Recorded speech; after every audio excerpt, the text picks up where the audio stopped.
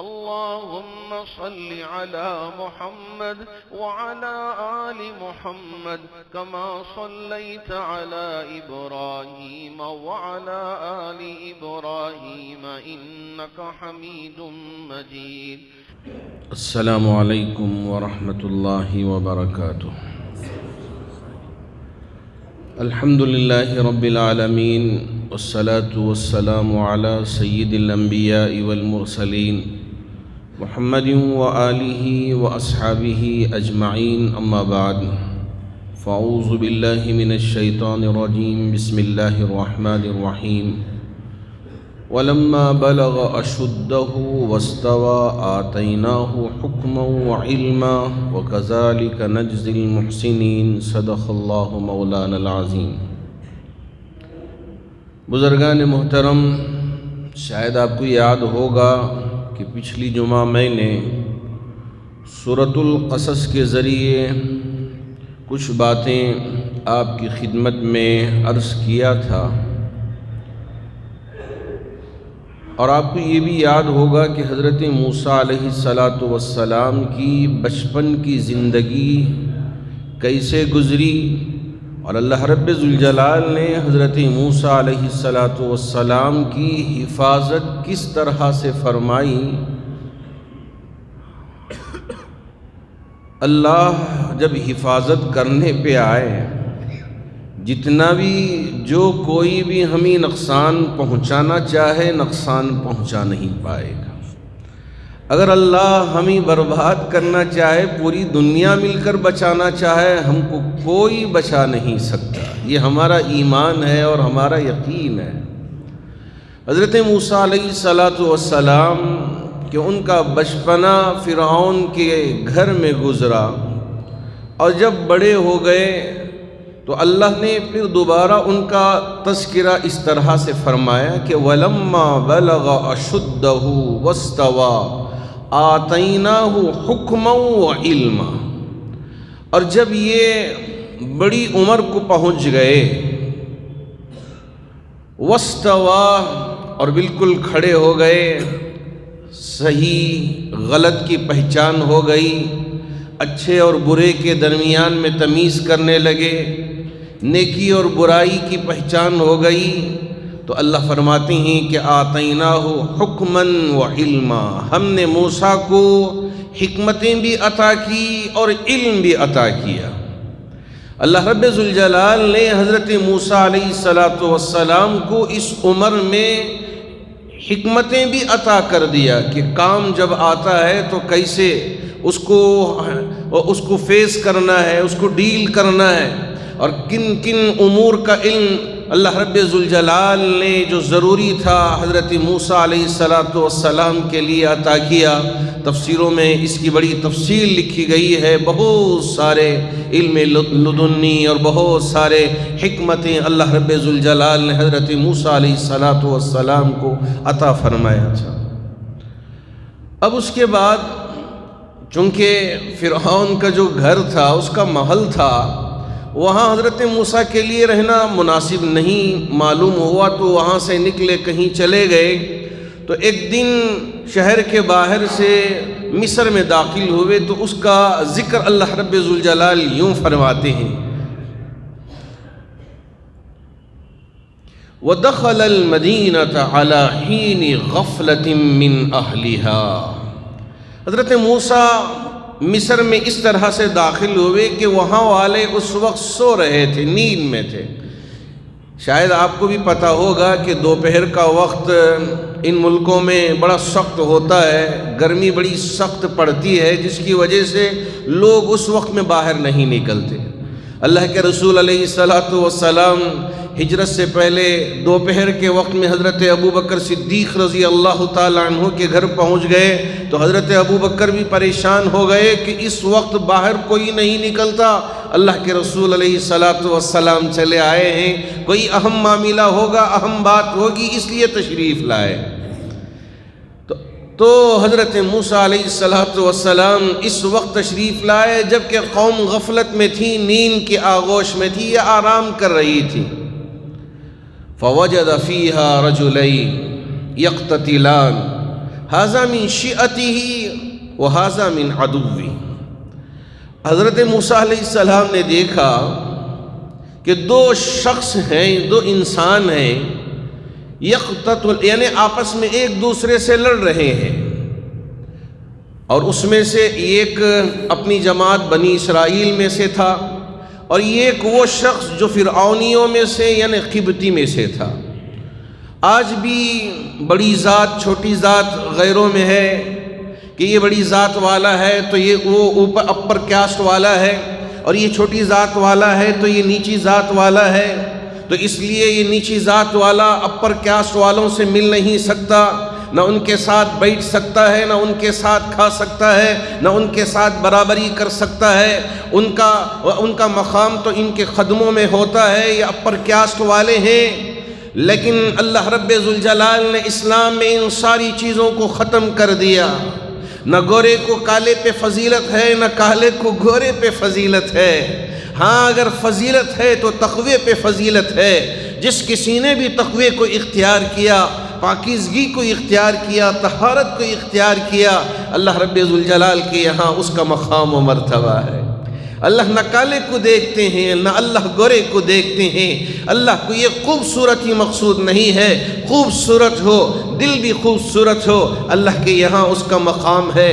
بدصورت ہے لیکن دل بھی اس کا پاک ہے، اللہ کے یہاں اس کا مقام ہے۔ خوبصورت تو ہے لیکن اس کا دل پاک نہیں ہے، اس کے دل میں حسد ہے، جلن ہے، بغض ہے، اور یہ دوسروں کے لیے کڑتا ہے، جلتا ہے، اللہ کے یہاں اس کی کوئی عزت نہیں، کوئی مقام نہیں۔ اگر کالا کلوٹا ہے اور اس کا دل بھی پاک نہیں ہے، اس کی بھی عزت نہیں ہے۔ اگر عزت ملے اس وقت جبکہ ہمارا دل بھی پاک ہو اور ہمارے اعمال صحیح ہوں۔ حضرت بلال حبشی رضی اللہ تعالیٰ عنہ بالکل کھالے کلوٹے حبشی غلام کسے کہتے ہیں کہ جو کسی کا خریدا ہوا ہو۔ حضرت بلال حبشی بھی خریدے ہوئے تھے، اور ان کا جو آقا تھا ہمیشہ پریشان کرنا، تکلیفیں دینا، اور آپ کو زیادہ سے زیادہ کام پہ لگا دینا۔ حضرت ابوبکر صدیق رضی اللہ تعالیٰ عنہ نے حضرت بلال حبشی کی یہ حالت نہ دیکھ کر ان کو آزاد کروایا تھا۔ یہ بلال حبشی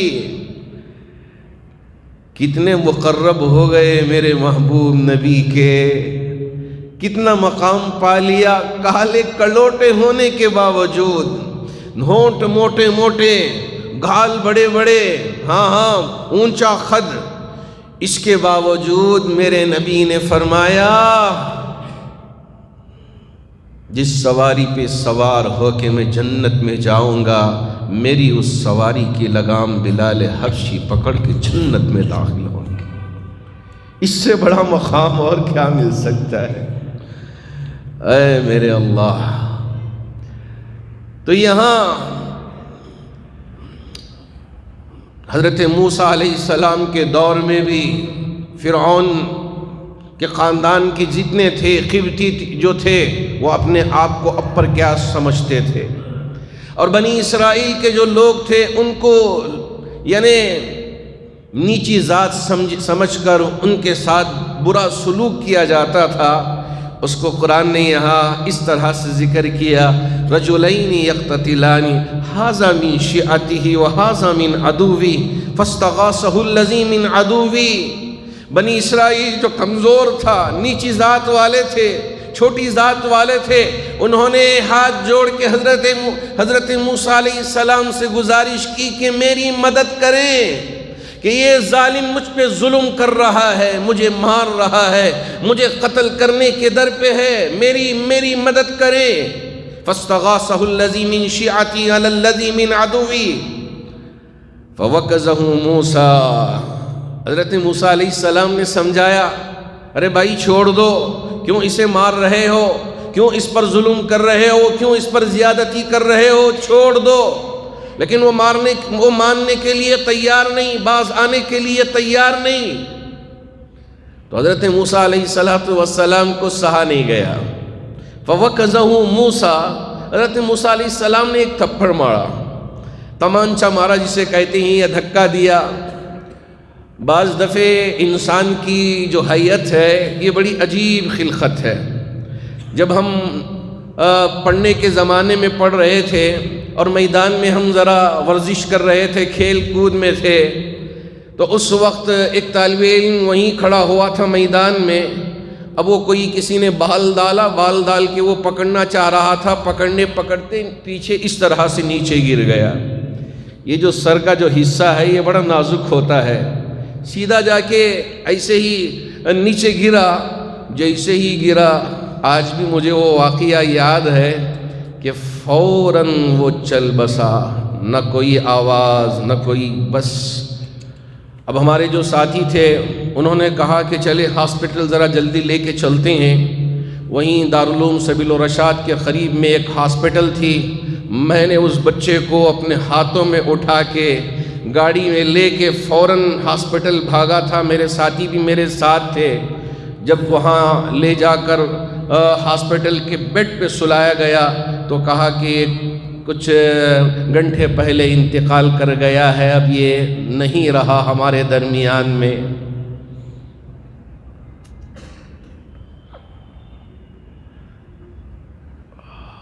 ہاں، چھوٹی سی چیز بھی کبھی انسان کے لیے موت کا سبب بن جاتی ہے.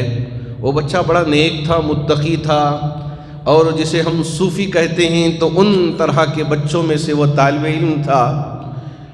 ہمارے اساتذہ نے طے کیا کہ اس بچے کو ہمارے ہی ایمبولنسوں میں سے ایک ایمبولنس اس وقت مجلس ملیہ اسلامیہ کی ایمبولنس مشہور تھی اور آج بھی ماشاءاللہ خدمت انجام دے رہی ہے. تو ہمارے اساتذہ نے اس ایمبولنس کا انتظام کیا. اس میں اس بچے کو ڈال کر اب لے جائے تو یہ کون لے کے جائے؟ حضرت امیر شریعت حکیم الملت مفتی محمد اشرف علی صاحب رحمۃ اللہ علیہ نے کہا کہ قاری صاحب بھی اور اس کے ساتھ میرا بھی نام طے ہوا کہ آپ بھی ان کے ساتھ جائیں گے. یا میرے اللہ، جب اس گاؤں کو آندھرا کے ایک گاؤں کا ایک بچہ تھا، بڑی گرمی تھی اس گاؤں میں، سفر بڑا لمبا تھا، اور سفر کرتے کرتے وہاں اس بچے کو لے کے گئے. جم میں غفیر جمع ہوا ہے، ہر ایک کے آنکھوں میں نم ہے، اور ہر ایک یہ سوچ رہے ہیں کہ ہمارے اس بستی کا یہ بزرگ بچہ تھا اور یہ ہم سے دور ہو گیا، چل بسا. ہم تو اس کی راہ دیکھ رہے تھے کہ کب یہ پڑھ کے آئے گا اور ہم کو آخرت میں کامیاب ہونے کے لیے ذریعہ بنے گا، یہ سوچ کے تھے، لیکن یہ چل بسا. ہاں، کبھی ایک چھوٹی سی چیز بھی ہمارے لیے دنیا سے رخصت ہونے کا سبب بن جاتی ہے. تو حضرت موسیٰ علیہ السلام نے بھی ایک تھپڑ مارا. تھپڑ مارنا کیا تھا؟ فخذا علیہ، بس اس کی بھی موت آ گئی، وہ بھی دنیا سے چل بسا. قال ھذا من عمل الشیطان.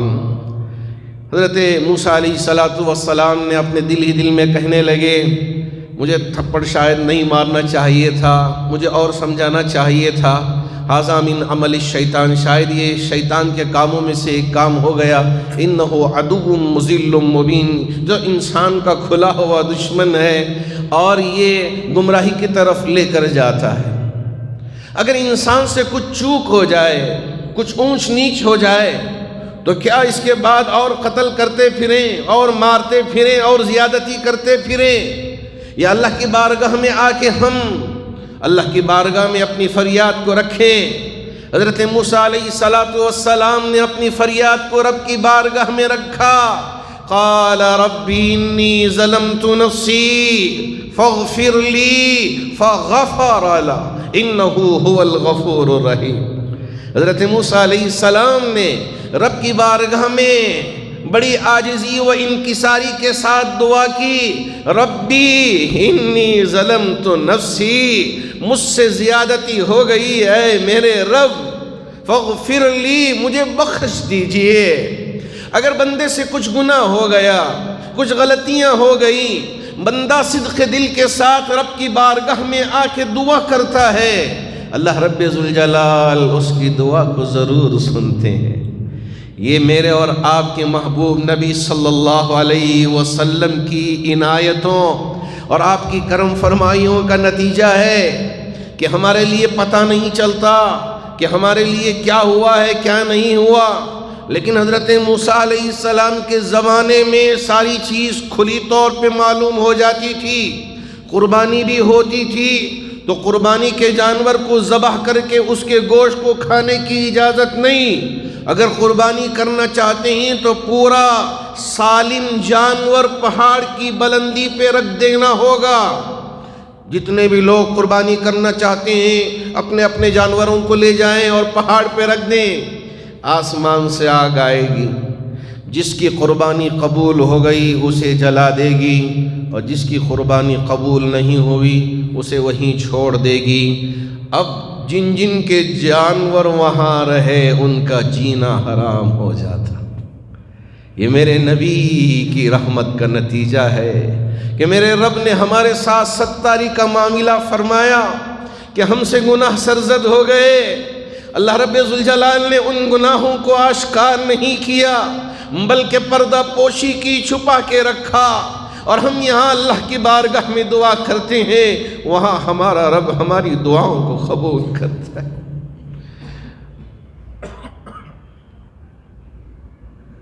یہ اللہ کے رسول علیہ السلام کی دعاؤں کا اور آپ کی نسبت کا اور یہ امت محمدیہ کے لیے عظیم تحفہ ہے کہ رب نے ہمارے لیے اس طرح کی چیزوں کو نہیں رکھا۔ قربانی کرو، گوشت تم کھاؤ، یہاں آپ بھی کھاؤ، اپنے رشتہ داروں کو کھلاؤ اور غریبوں میں بھی تقسیم کرو، وہاں تمہارے اس عمل کو رب قبول کر لے گا، اس پر اجر عطا کرے گا۔ یہاں خون کا خطرہ گر نہیں پاتا، وہاں اللہ رب ذوالجلال اجر عطا کر دیتے ہیں۔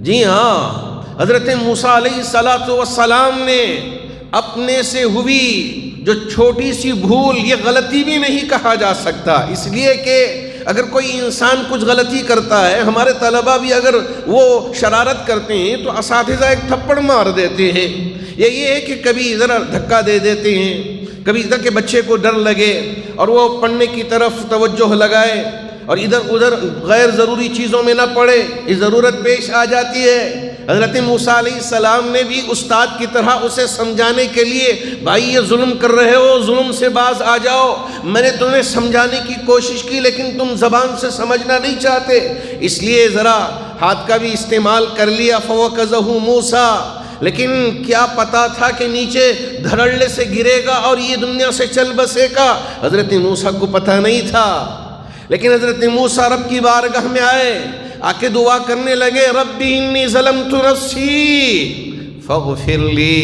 اے میرے رب میں نے اپنے آپ پہ ظلم کر بیٹھا ہوں، فاغفر لی، میرے ساتھ بخشش کا معاملہ فرمائی۔ اللہ نے، اس لیے کہ یہ کلیم اللہ تھے، اللہ سے بات کرتے تھے، اللہ نے آپ کو کہہ دیا فغفر لہ، ہم نے آپ کی بخشش کر دی، آپ نے ہماری بارگاہ میں دعا کی، ہم نے تمہارے اس گناہ کو معاف کر دیا، بخش دیا، فغفر لہ انہ هو الغفور الرحیم، یقیناً اللہ بخشنے والے بھی ہیں، رحم کرنے والے بھی ہیں۔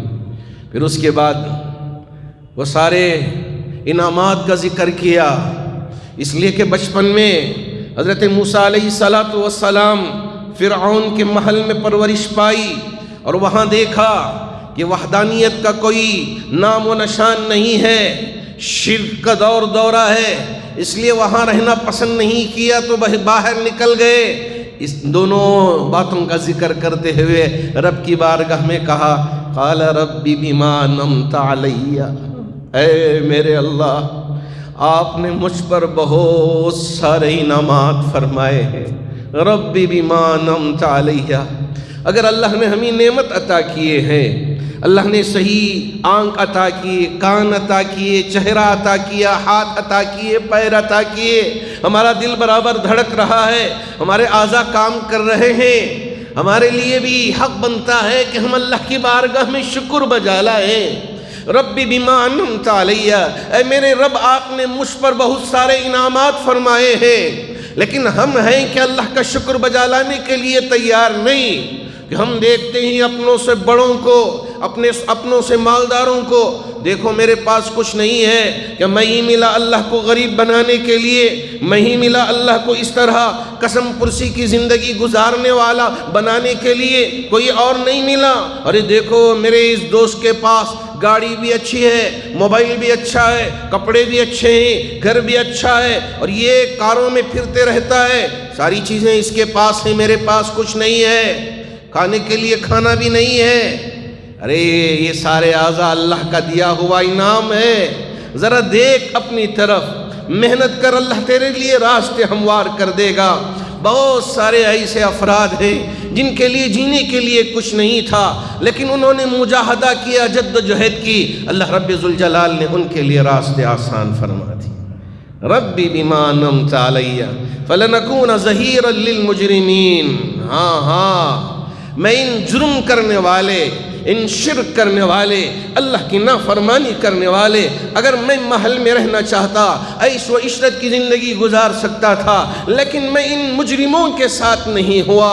اے میرے رب، آپ نے یہ ساری باتوں کا انعام مجھے عطا فرمایا ہے۔ آج بہت سارے وہ ہیں جو اللہ سے اپنے ناطے کو توڑے ہوئے ہیں، اللہ نے اپنے ساتھ رشتے کو جوڑنے کا ایک موقع دیا، اور نبی علیہ السلام کی امت میں ہمیں پیدا فرمایا۔ اگر یہ انعام نہ دیتا تو ہمیں بھی پتہ نہیں تھا کہ کون سی مندر میں گھنٹی بجائے ہوئے رہتے، کہاں ہم بھی ناریل پھوڑے ہوئے رہتے، کہاں ہم بھی وہاں ان معبودوں کو عبادت کرنے میں لگ جاتے، لیکن اللہ نے ہم پہ انعام کیا ہے، اللہ نے اپنی وحدانیت عطا کی ہے، اور رسول اللہ صلی اللہ علیہ وسلم کی امت میں پیدا فرمایا ہے۔ اس لیے ہم اللہ کی بارگاہ میں دعا کرے، ربی بما انعمت علیہ فلنکون ظہیرا للمجرمین۔ فأصبح في المدينة خائف يترقب فإذا الذي استنصره بالأمس يستصرخه قال له موسى إنك لغوي مبين فلما أن أراد أن يبطش بالذي هو عدو لهما قال يا موسى أتريد أن تقتلني كما قتلت نفسا بالأمس إن تريد إلا أن تكون جبارا في الأرض وما تريد إلا أن تكون من المصلحين۔ حضرت موسیٰ علیہ السلام جب صبح ہوئی تو دیکھ رہے تھے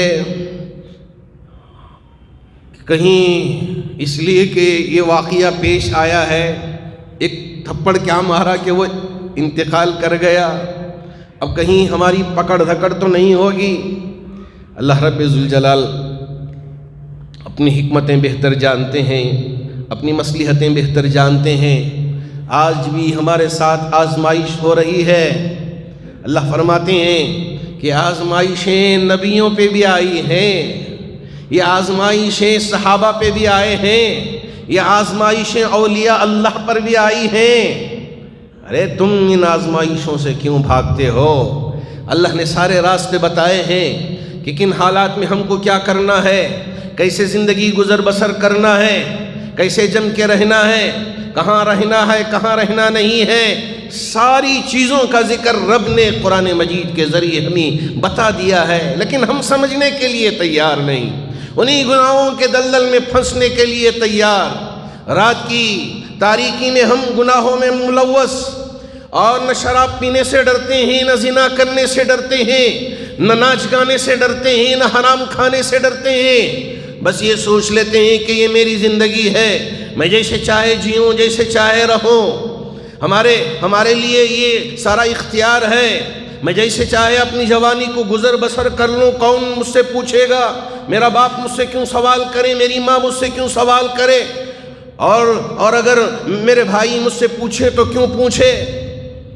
ہاں اللہ رب ذوالجلال نے یہ زندگی آپ کو دی ہے، لیکن اطاعت کرنے کے لیے، فرما برداری بجا لانے کے لیے، گناہوں میں مبتلا ہونے کے لیے نہیں، اللہ کی نافرمانی کرنے کے لیے نہیں، غلط کاموں میں پڑنے کے لیے نہیں، اللہ کو پہچاننے کے لیے، اللہ سے ڈر کر زندگی گزارنے کے لیے زندگی عطا کیا ہے، تاکہ اصل زندگی آخرت کی زندگی ہے، اسے پہچانے اور اس کے مطابق اللہ کے رسول علیہ السلام نے قرآن کے ذریعے جو تعلیمات ہمارے لیے ارشاد فرمائی ہیں اور اپنی عملی زندگی، قولی زندگی کے ذریعے جو باتیں ہم تک پہنچائے ہیں اس پر ہم عمل پیرا ہو جائے، یہاں بھی کامیاب، آخرت میں بھی کامیاب۔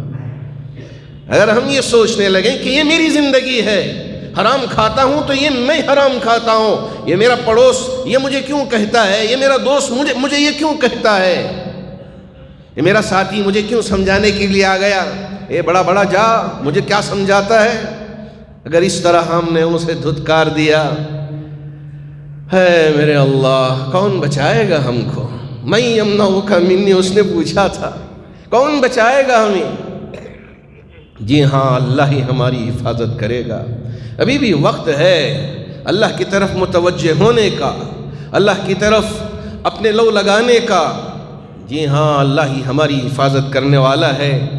تو اب جب صبح ہوئی حضرت موسیٰ علیہ السلام ادھر ادھر دیکھنے لگے، فَإِذَا الَّذِي اسْتَنصَرَهُ بِالْأَمْسِ، پھر وہی شخص انتظار میں ہے کہ آپ کی مدد کے لیے کوئی اور آ جائے۔ حضرت موسیٰ علیہ السلام دیکھنے لگے، ارے بھئی کل اس کی وجہ سے یہ واقعہ پیش آیا، پھر اور آج یہاں ہے۔ اب اس کے بعد اسی طرح کی کوئی کہانی یا کوئی واقعہ وہاں چل رہا تھا، تو حضرت موسیٰ علیہ السلام ذرا اسے غلط کام سے روکنے کے لیے، ظلم سے روکنے کے لیے آگے بڑھنے لگے۔ اس شخص کی زبان سے نکل گیا کہ یہ سمجھ گیا کہ کہیں موسیٰ اس واقعے کی وجہ سے مجھ پہ مارنے کے لیے آگے نہیں بڑھ رہے ہیں، زبان سے نکل گیا اتقتلنی، کیا آپ مجھے مارنے والے ہیں جیسا کہ کل آپ نے مار دیا تھا؟ فلما ان اراد ان یبطش بالذی هو عدو لہما قال یا موسیٰ، یہ پورا واقعہ اللہ رب ذوالجلال نے قرآن میں ذکر کر کے ہمارے لیے نصیحت عطا فرمائی ہے۔ اس کے بعد حضرت موسیٰ علیہ السلام وجاء رجل من اقصى المدینۃ یسعی قال یا موسیٰ ان الملأ یأتمرون بک لیقتلوک فاخرج انی لک من الناصحین۔ اب ایک شخص، اس لیے کہ یہ سارے واقعے کی خبر فرعون تک پہنچ گئی تھی، جو قبطی کل مارا گیا تھا اسے حضرت موسیٰ ہی نے ٹھکانے لگایا تھا، اب اس وجہ سے حضرت موسیٰ کی تلاش چل رہی ہے۔ فرعون نے حکم نامہ جاری کر دیا، جہاں کہیں بھی موسیٰ ملے پکڑ کے لاؤ، یا یہ ہے کہ وہیں مار دو۔ ان الملأ یأتمرون بک لیقتلوک، آپ کو مار دینے کا حکم ملا ہے، آرڈر ملا ہے، فخرج، اس سرزمین سے آپ نکل جائیں، انی لک من الناصحین، اس لیے کہ میں آپ کے خیر خواہوں میں سے ہوں، آپ کے خیر خواہوں میں سے ہوں۔ اب بعض یہ سوچتے ہیں، اور بعض یہ نیک احباب ہمارے یہ سوچنے لگ جاتے ہیں، ارے میں نیک ہوں، میں کیوں ڈروں، میں کیوں حکمت اپناؤں۔ اب حضرت موسیٰ علیہ السلام بھی یہ سوچنے لگ جائیں، میں تو ظالم کو ظلم سے روکا ہوں، اور میں کیوں ڈروں، میں کیوں یہاں سے چھوڑ کے چلا جاؤں، میں یہیں رہوں، میں اللہ کا نبی ہوں، میں ڈروں کیوں، اللہ کا نیک بندہ ہوں اور اللہ کو ماننے والا ہوں، تقوی و پرہیزگاری اور صالح بندوں میں میرا شمار ہوتا ہے، میں کیوں جاؤں یہاں چھوڑ کے۔ اگر حضرت موسیٰ یہ سمجھ کے وہاں رہ جاتے تو یہ مناسب معلوم نہیں ہوتا۔ حضرت موسیٰ علیہ السلام نے اپنے خیر خواہ کے مشورے کو قبول کیا، فخرج منها خائفا يترقب قال رب نجنی من القوم الظالمین۔ تو حضرت موسیٰ علیہ السلام نے اپنے اس خیر خواہ انسان کے، رجل مومن کے مشورے کو سنا اور سرزمین مصر کو چھوڑ دیا، مدین کی طرف آپ نے اپنا سفر باندھ لیا، مدین کی طرف آپ نے اپنا سفر باندھ لیا۔ جی ہاں، اسی لیے کہا جاتا ہے کہ اگر اپنے کوئی خیر خواہ اچھا مشورہ دیتے ہیں تو اس مشورے کو ماننا چاہیے، سننا چاہیے، اس پر عمل کرنا چاہیے۔ اور دوسروں سے مشورہ بھی لینا چاہیے. مرغے کی ایک ٹانگ کی طرح کھڑے ہو جائیں، بس اسی طرح اٹل، اب کوئی کسی کی بات مانے گا نہیں، ایسا ہرگز نہیں ہونا چاہیے. اللہ کے رسول علیہ الصلاۃ والسلام کی سنت ہے کہ آپ حضرات صحابہ سے مشورہ کرتے، امہات المؤمنین سے مشورہ کرتے اور پھر کاموں کو انجام دیتے. اسی طرح آج امت میں مشاورت کی ضرورت ہے. یہ جو فتنے آ رہے ہیں، یہ جو پریشانی آ رہے ہیں، ان پریشانیوں کے حل کے لیے مل بیٹھنے کی ضرورت ہے اور اس کے حل کے تلاش کرنے کی ضرورت ہے اور پوری قوم کو ان باتوں پر عمل کرنے کی ضرورت ہے. اگر ہم ان باتوں پہ عمل کر کے مشورے کے ساتھ کام کرتے ہیں، یاد رکھیے کہ ہمارے مشوروں میں ہمیں ضرور کامیابی ملے گی انشاءاللہ. آئندہ جمعہ اگر اللہ نے موقع دیا تو مدین جانے کے بعد کیا واقعات پیش آئے اس کا ذکر انشاءاللہ کر سکوں گا اگر اللہ نے توفیق دی. اللہ کرے کہ اللہ ہمارے لیے اور پوری امت کے لیے خیر کے فیصلے فرمائے. حاضرین و تمکین، پہلی بات تو مجھے آپ سے یہ عرض کرنی ہے، جیسا کہ آپ نے اخبارات میں بھی پڑھا اور اس سے پہلے بھی میں نے ذکر کیا کہ ہماری ریاست میں خاص طور پر ایک شرارت چلی اور ایک مکر چلا. وہ اس طرح سے کہ ہمارے ہی اس شہر میں تقریباً 6 لاکھ سے زیادہ ووٹرز کے نام ڈیلیٹ کیے گئے ہمارے اس شہر میں. اور شیواجی نگر کے ایک حلقے میں مجھے پتہ چلا کہ 22,000 تک صرف ایک حلقے میں ناموں کو ڈیلیٹ کر دیا گیا. اور ہماری پوری اس ریاست میں 27 لاکھ ناموں کو ڈیلیٹ کیا گیا، جبکہ یہ کام جو ہوتا ہے وہ نومبر میں ہوتا ہے اور یہ جو کام ہوا ہے اکتوبر اور اس سے پہلے مہینوں سے یہ تیاری کر کے چلا آ رہا تھا. تو اس وجہ سے ہمارے کچھ احباب جو اس پر نظر رکھتے ہیں، نظر رکھ کر یہیں بنگلور سے اس کو واچ کر کے جب دیکھا گیا کہ بیک وقت اتنے نام ڈیلیٹ کر دیے گئے ہیں تو کوئی سازش تو نہیں ہے، تو جب تحقیق کی گئی تو پتہ چلا کہ واقعتاً یہ سازش ہے. یہ سازش ہے.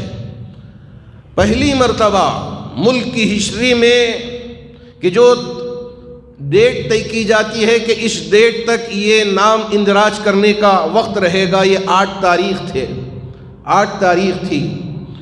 لیکن اب 3 جو حلقے ہیں جہاں زیادہ نام ڈیلیٹ کیے گئے ہیں، ایک شیواجی نگر کا حلقہ ہے اور ایک ہمارا چکپیٹ کا حلقہ ہے. یہ جو چکپیٹ جہاں ہماری جامع مسجد ہے وہ چکپیٹ کے حلقے میں ہے. تو یہاں بھی بہت سارے نام ڈیلیٹ کیے گئے ہیں. تو ان 3 حلقوں کے لیے، ایک اور حلقے کے لیے 3 حلقوں کے لیے 15 دن کی مدت کا اضافہ پہلی مرتبہ کیا گیا ہے کہ پوری ریاست میں یہ 3 حلقے کے لوگ اپنے نام کو اگر پھر دوبارہ تحقیق کر کے اندراج کرنا چاہتے ہیں تو ان کے لیے اجازت ہوگی. اب یہ 8 تاریخ کے بعد سے لے کے 15 دن ہمارے لیے موقع ہے. چکپیٹ کے حلقے والوں کے لیے، شیواجی نگر کے حلقے والوں کے لیے، ایک اور حلقے والوں کے لیے موقع ہے کہ اپنے نام اگر ڈیلیٹ کر دیے گئے ہوں تو ان کے نام داخل کریں. یہ ایسے ہوتا ہے کہ ہاں اگر کسی کا انتقال ہو گیا ہے، ان کا نام ڈیلیٹ کر دیا گیا تو ٹھیک ہے. ہاں اگر یہاں سے کہیں اور جگہ منتقل ہو گئے تو یہ ہمارا ووٹ یہاں سے نکال کر وہاں چلے جاتا ہے، یہ بھی بات الگ ہے.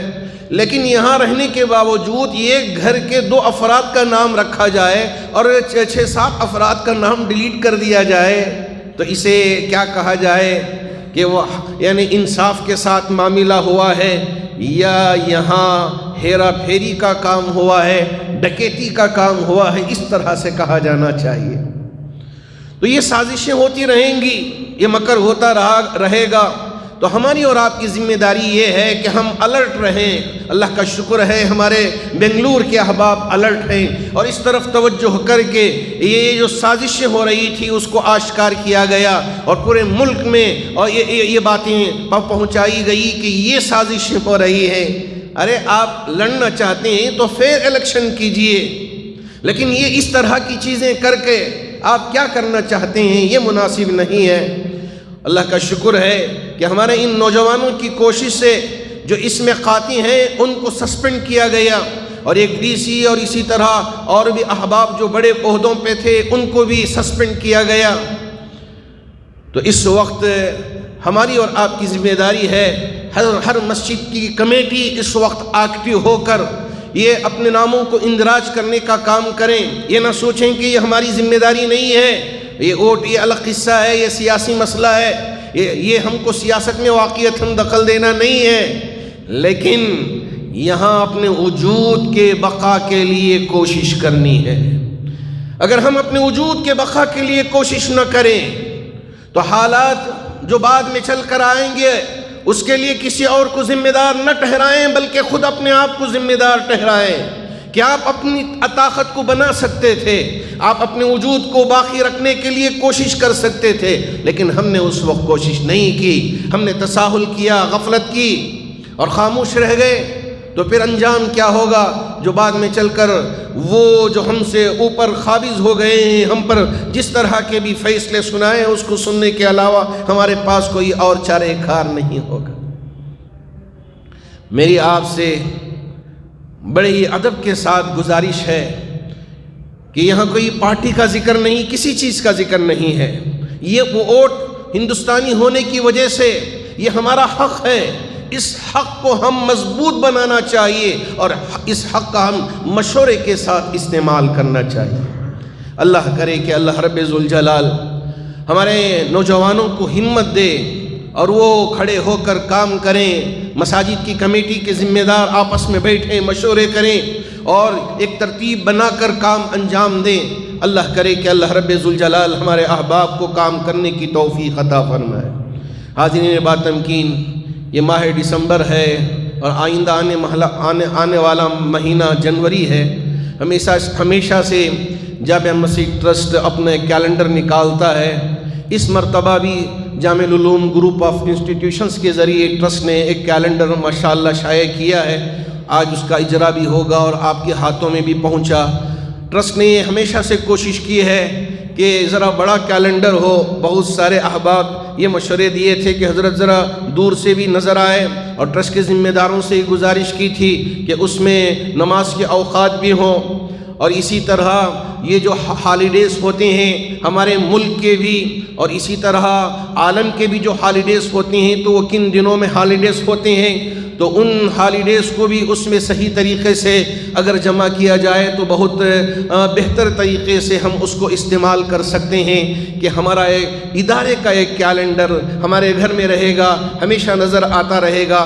جامع العلوم گروپ آف انسٹیٹیوشن اگر کچھ نہ کریں، کچھ فائدہ نہ پہنچائیں، کم از کم ہماری مائیں اسے دیکھ کر ایک مرتبہ دعا کر دیں کہ یا اللہ اس ادارے کی حفاظت فرما۔ بس میری آپ سے گزارش ہے کہ اسے خرید کے جائیں، اس سے نہ کسی کے لیے ذاتی فائدہ نہیں ہے، جو بھی ہوگا ادارے کے لیے ہے۔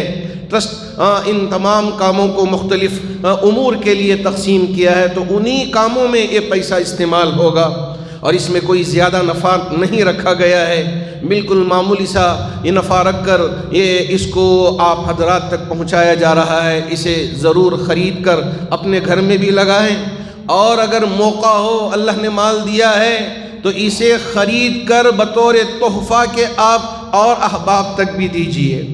کیوں؟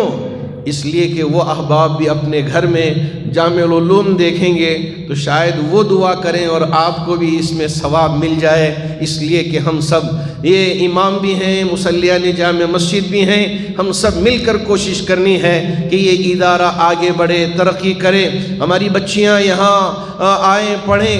کل ہی ماشاءاللہ چہارشنبے کے دن ہماری 2 بچیاں حفظ قرآن کو مکمل کیا۔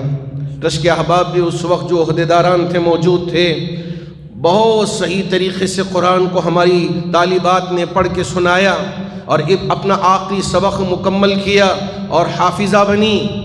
چونکہ عام طور سے عورتوں میں قرآن پڑھ لینا جو غلط سلط پڑھ لینے کی عادت ہوتی ہے، اماں جان آپا جان سے پڑھ کے غلط سلط پڑھ کے قرآن پڑھ لیتی ہیں، لیکن ٹرسٹ نے کوشش کی کہ ہمارے یہاں جو بچیاں تعلیم پاتی ہیں، جیسے مرد احباب قرآن کو صحیح تجوید کے ساتھ پڑھتے ہیں، تو اسی طرح یہاں قرآن کو صحیح طریقے سے یہ پڑھنے والی بنے، اس کا صحیح انتظام ہو۔ اللہ کا شکر ہے کہ ماشاءاللہ ٹرسٹ کی ان کوششوں اور کاوشوں سے صحیح انتظام ہوا ہے، اور ہماری یہ بچیاں قرآن کو صحیح ڈھنگ سے جیسے مرد پڑھتے ہیں، جیسے امام حرم پڑھتے ہیں، اور جیسے ہمارے سعودی کے حفاظ اور یہاں کے حفاظ پڑھتے ہیں، قرآن کو ٹھہر ٹھہر کے ہر حرف کی ادائیگی کے ساتھ، مخارج کے ساتھ، صفات کے ساتھ، تجوید کی رعایت کر کے، اسی طرح ہماری بیٹیاں بھی قرآن کی حافظہ بن رہی۔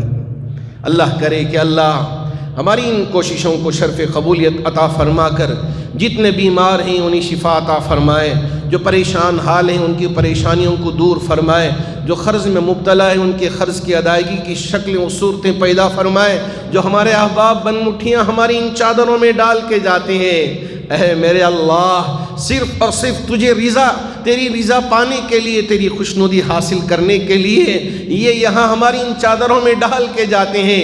اے اللہ آپ نے جو وعدہ کر کے رکھا ہے ہماری ان تمام احباب کے لیے مقدر فرما، ان کے لیے اجر و ثواب عطا فرما۔ جتنے مرحومین دنیا سے رخصت ہو چکے ہیں تمام مرحومین کی بھرپور مغفرت فرما۔ آمین وآخر دعوانا ان الحمد للہ رب العالمین۔